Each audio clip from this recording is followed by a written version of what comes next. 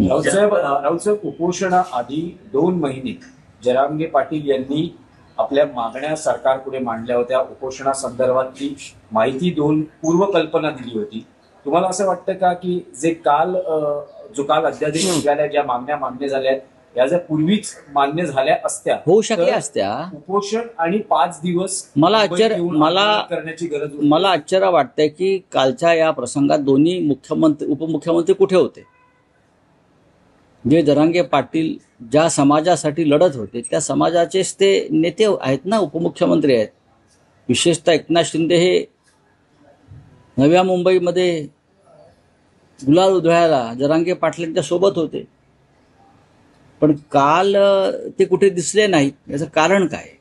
यालाच एक ऍड करून सांगतो की काल जरांगे पाटलांची इच्छा होती की मुख्यमंत्री उपमुख्यमंत्र्यांनी त्यांचं उपोषण सोडण्यासाठी व्यासपीठावर यावं, पण त्यावेळेस ते मान्य झालं नाही, कारण प्रत्येक नेता हा वेगवेगळ्या ठिकाणी होता असं सांगण्यात नाही. नेता जरी वेगवेगळ्या ठिकाणी असला तरी महाराष्ट्राच्या राजधानीमधला हा अतिगंभीर असा प्रसंग होता.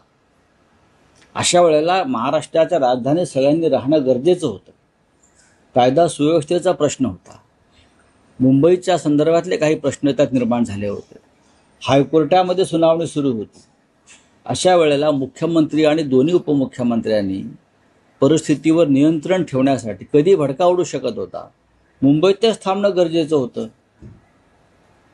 स्वतः देवेंद्र फडणवीस हे या वाटाघाटीमध्ये गुंतले होते, हे मला माहिती आहे की कशा प्रकारे यातून मार्ग काढायचा, सर्व हायकोर्टाच्या निर्णयानंतर कशा प्रकारे आपण त्यातून पावलं टाकली पाहिजेत, किंवा उपसमितीने कोणती भूमिका घेऊन जरांगे पाटलांकडे जायला हवे, यासाठी स्वतः देवेंद्रजी मुख्यमंत्री राज्याचे पडद्यामागे काम करत होते. हे मी अगदी जरी मी त्यांचा टीकाकार असलो तरी हे मी सांगू शकतो.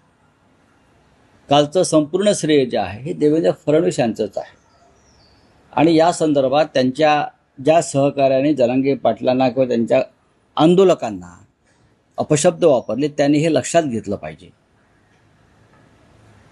पण एकनाथ शिंदे आणि त्यांचे लोक, अजित पवार आणि त्यांचे लोक हे काल कुठे होते? ते त्या आनंद सोहळ्यामध्ये का सहभागी झाले नाहीत?